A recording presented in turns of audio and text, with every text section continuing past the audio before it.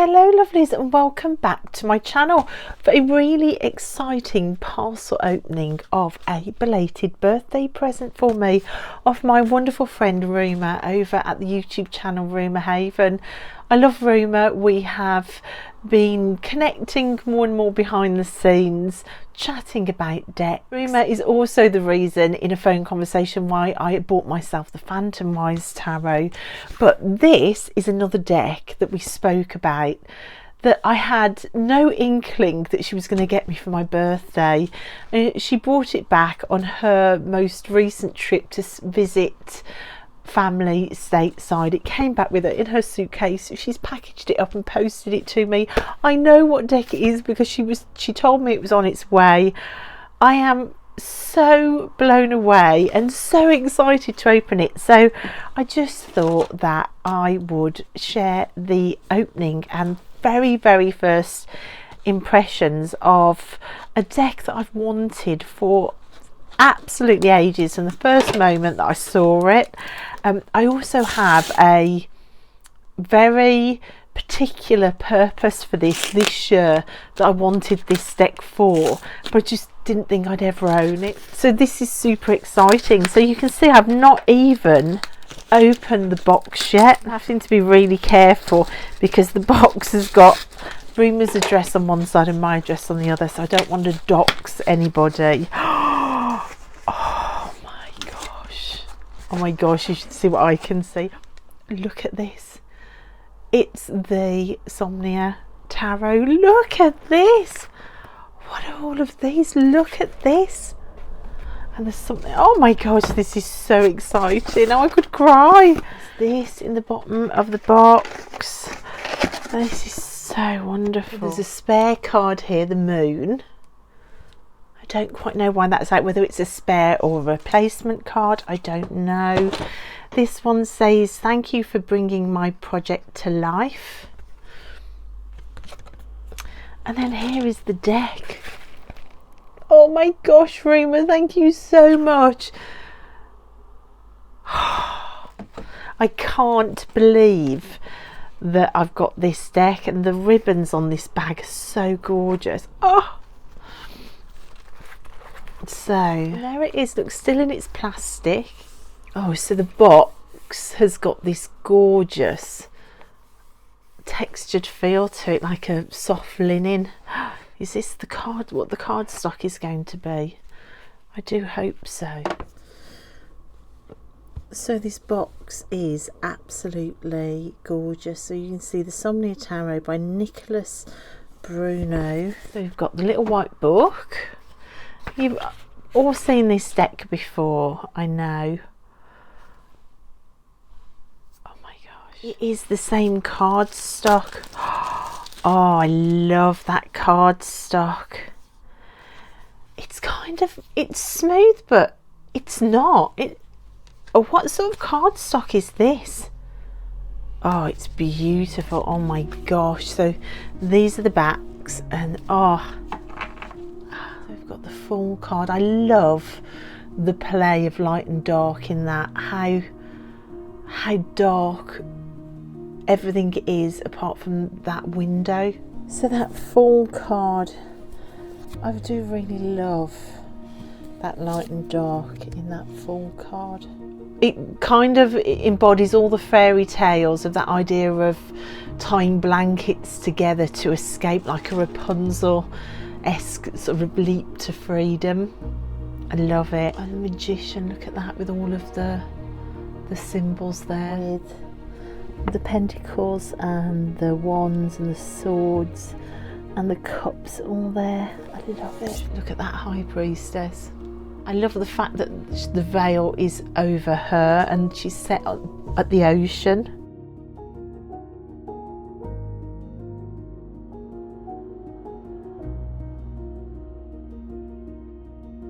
And the Empress with a sewing machine. I have exactly that sewing machine downstairs in my lounge. I love that. The weight of responsibility with the Emperor with the anvil over his head.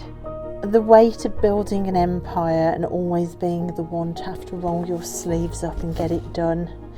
Here, I think the ends of the sleeves are somewhere down here. It's very telling. There's something about the two empty urns and the way that the Hierophant is shrouded that fascinates me on that. It's kind of shrouded figures that we bow down to, completely removed from us. Oh my gosh, and the lovers, it looks like their hands have been tied, but the guy is holding scissors. This card did actually make me get my magnifying glass out, and it does seem like she's holding an apple and yet he's holding scissors, and they're bound with a rope. It just, yeah, really telling.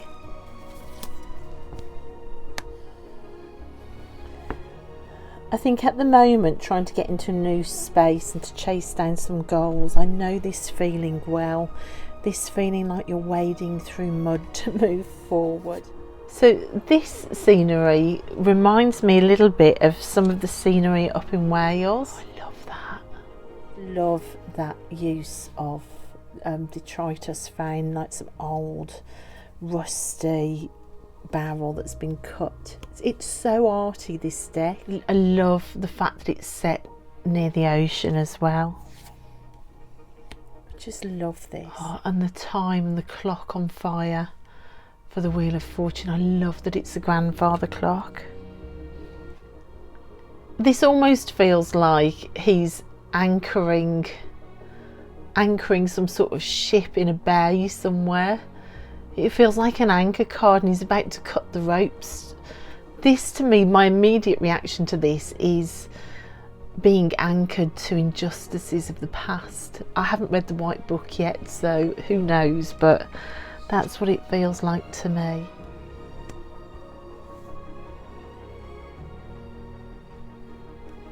And the Hanged Man. I mean, this death card is just stunning, isn't it? Look at that.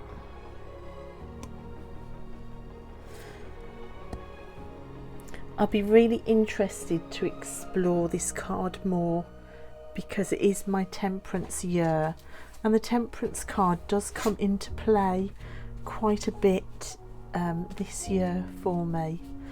And I just love, therefore, that this is the big image. It's this card. I'm going to keep that out somewhere. It just seems really pertinent that it's my Temperance year and this is the big image that's been sent. I like the fact she's pouring a cup of tea. And the devil. That knots and ropes, the heavy ropes. Now this next card is the reason why I was desperate for this deck. The Tower card.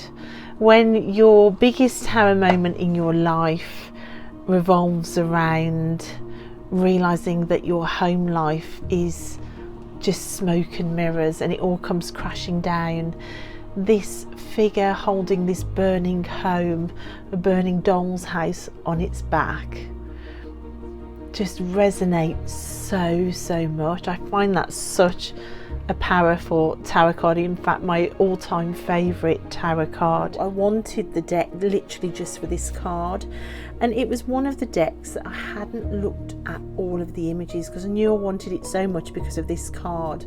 I hoped at some point I would be able to get this deck, and I wanted a surprise. Oh, and the star is beautiful. Look at that. That's gorgeous. And the Moon card. So the Moon card, where's that other Moon card that we got? No, it is exactly the same, so it must just be a spare card. I love that similarity between the Death card and Sun, and I know I'm out of order now, but I just love that. I love the fact they're both looking in the same direction as well. Forward facing no matter what. I love that. I love this ladder imagery going up out of the card. Brilliant depiction of judgment. Where else do we see that? Do we see that in the Lovers? We do, look. There it is. Is that the only place in the majors we see the ladder? That's really interesting, isn't it? Our choices to be reborn, or our choices coming back to judge us, and the choices of the lover. Where will your ladder take you? I love that. I have no idea whether that's what it means. I've read none of the Little White Book. I don't even know what the Little White Book is like, but that's how I read it. And talking about reading, this amazing world card depicting a girl reading in that circle. I love that, where everything is possible, the beginning, the middle and the end in a circle. What's your story? And the emotioned suit with a hand on the well. I love the fact that the hand is there. It kind of speaks of a control of our emotions, whether we put the bucket down into the well or not, and what are we pulling up or dredging up. This is a good representation of shadow work, really, isn't it? What are we dredging up from the past? The two and water combining. The Two of Cups, soulmates. And the Three of Cups, this idea of merging. And the Four, apathy and boredom. He's literally about to trip up over even more resources to carry. So these are things he obviously wants, and he can't even see it. He's blindfolded and he's literally about to trip. Oh my gosh, look at that for the Five. That looking across the water. I love the fact that the faces are all shrouded, either in material or with hair. Oh my gosh, look at that. That's just giving me goosebumps, seeing that face coming out of the central one. Yeah, really kind of spooky, that one. I love that, getting into a boat and leaving those 8 cups on the pier and sailing away. Love that. This rope hanging over the side here, it just, you can see like they've cut the rope. And the 9 of Cups with all its abundance, and the 10 of Cups, all the buckets from ages past pouring into one stream.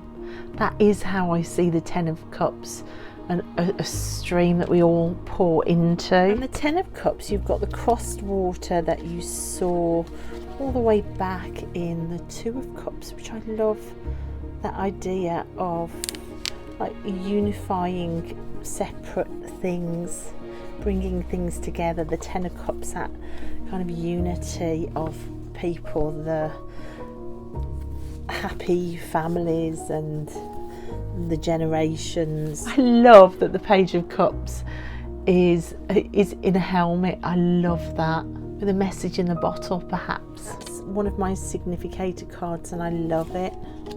And the Knight, the Queen of Cups pouring onto a plant.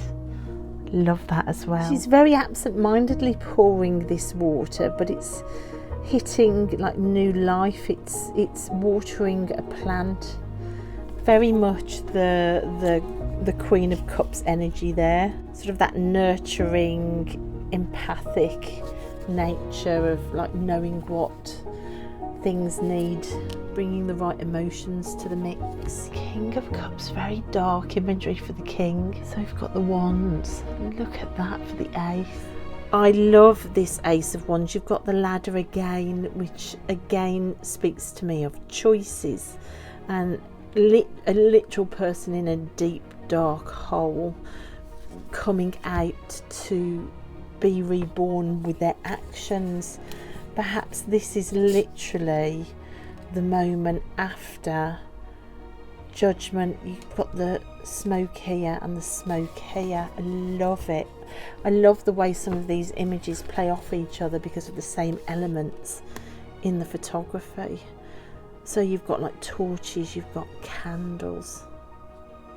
So the Ace of Wands, a lot more dramatic than the Two of Wands, taking a quiet moment to plan and look ahead with the candles. And then that sort of more stepping into action movement of the torch rather than the candle. And the four. The Four of Wands, we see the candelabra for the first time. That idea of like an occasion to get the best silver out. Oh wow, look at the five. So brilliantly done. With another candelabra with it being snuffed out. I love that. I wonder if this sleeve is a sleeve of one of these. And the six. And then, is that the same candlestick? Possibly. That's wonderful. I love the fact it's all candles and torches and candelabras. Brilliant, look at that. The Eight of Wands, the movement, the candelabra swinging. And the Nine of Wands, beautifully done. And then the Ten of Wands with that idea of burden. The burden to keep it all afloat. Just wonderful. I love the fact that all the knights seem to be on horses. And look at the King and the Queen. Wonderful. Now we're to swords. Love all the aces so much. Again with the ace, we've got the ace coming out of something, emerging. So again, this again could be a follow-on from Judgment, emerging out of the smoke and the mist, but this time out of a trunk on the beach. Again, just beautifully done. The Three of Swords. Look how simple but how brilliant that is for the Four of Swords. And the Five. And the Six of Swords, the journeying card. I always call this my storytelling card. And I'm currently doing the 365 yellow bricks, and this reminds me of the Wizard of Oz. So I love that. Seven of Swords making off with the treasure. Oh my gosh, that's a brilliant image for the Eight. The Nine. So the Nightmare card, so she's in bed. This is the same character. And then the Ten of Swords, look at that. And then the Page. And the Knight. I love all the knights on horseback. I love that. And the Queen holding a blindfold. Love that because the Queen of Swords, of course, is the truth teller of the deck. Take the blindfold off and see the truth. And the King. And then we've got our coins again coming out of something with the smoke. So I cannot see these aces apart from thinking they're the cards that come after that Judgment card. And it's a very stylized coin. Look, you've got them on all of them. Look, you can see it more here. Is that like a compass, isn't it, on there, or something like a measuring tool or a compass? I can't think of the name for it. I love the fact that this person is burying these for the Four.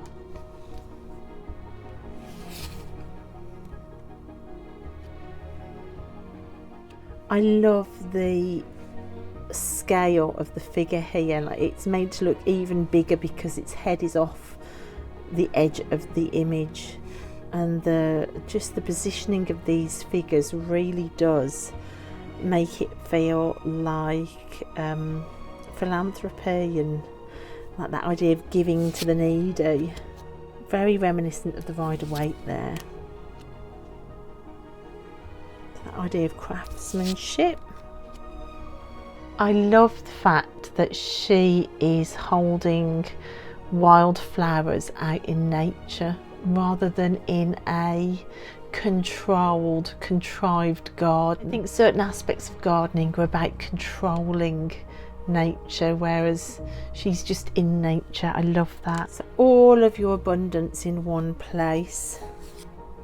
The idea of a treasure trunk, the family trunk, abundance. So the beginning of wealth. Slow plodding of the Knight and the Queen and the King. I just want to look at the Knights actually, because is it only the Knight of Swords that's facing that one way? See, look, the Knight of Swords is facing that way. Where are the other knights?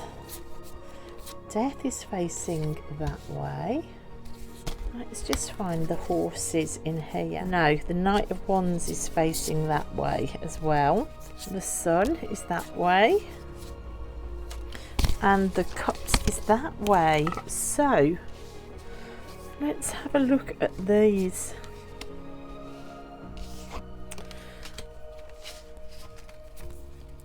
So, the Sun, the Knight of Cups, Death, and the Knight of Coins are all facing that way, but the Knight of Wands and the Knight of Swords are facing backwards. I always like the Knight of Swords to be facing to the left because that's my past card.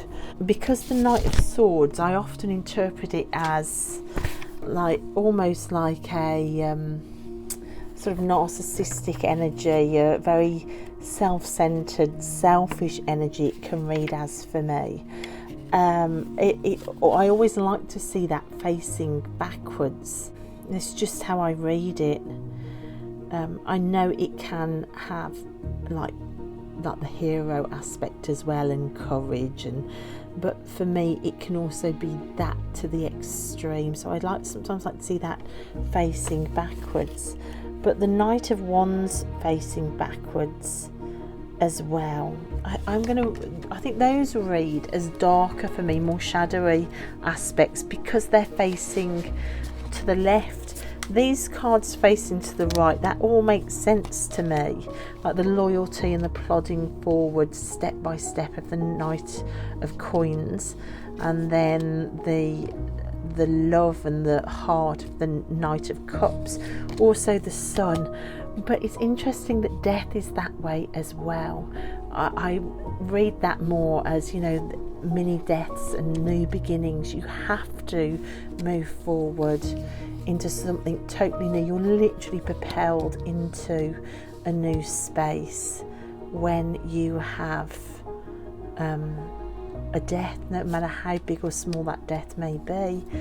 So yeah, that was really interesting. So I love that. I absolutely love the imagery. I love the link to the Wizard of Oz in that one. I love that ladder imagery and the cross water. I love that Eight of Cups. That's another key card. Judgment is another key card. Oh look, ladder in the moon as well. I love that, like coming out to see more clearly. The Tower card is my all-time favourite Tower card. Temperance I adore. The fact that it is such a magical, alchemical card, and yet it's represented with a good cup of tea. I love that. I love that Wheel of Fortune with the wheel actually being time. I just love it. I really love it. Right, shall we see how it shuffles? And then I am going to pull a card. I'm going to pull one card, I think, with the question of what should we do together. It's quite unflexible on the riffle, but you see it can riffle. I don't think it's flexible enough to, you can see there's hardly any bend. Is it flexible enough to bridge? No, it's not flexible enough to bridge. Can I waterfall shuffle it? Let's see. Kind of, a bit clumpy on the waterfall. I bet it overhand like a dream. Oh yeah, it overhands like an absolute dream. She says, dropping the deck. Love it. Oh my gosh, it's gorgeous. There's the Star for Healing. Perfect card. But okay, let's pull a card. So the Somnia Tarot. I can't wait to work for it, and like I say, I've got an idea of what I want to do with this deck this year. Yeah, but more of that to come. But let's just pull an initial card to do with let's ask it, where it would like to work with me, in what sort of area.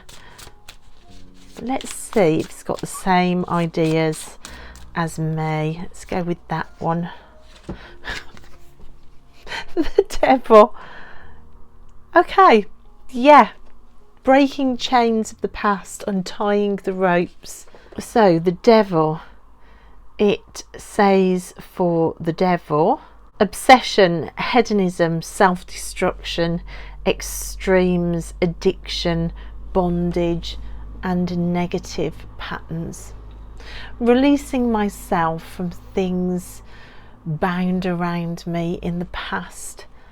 That's one of the things that I wanted this deck for, to change that story, to find new stories. So this is going to be interesting. The fact that this card came out for me just sums it up. What's the underlying energy? Let's just see. The High Priestess. Fantastic. I love it. So guys, that's it. Rumour, thank you so much. That's the most glorious birthday present, and I am so grateful, and thank you for bringing it all the way back in your suitcase for me. I'm so excited to work with it. So guys, I hope you enjoyed that just real quick flip through of this amazing deck. Yeah, I'm really excited to start working with it now. So thanks guys so much for watching, and I will see you next time. Bye.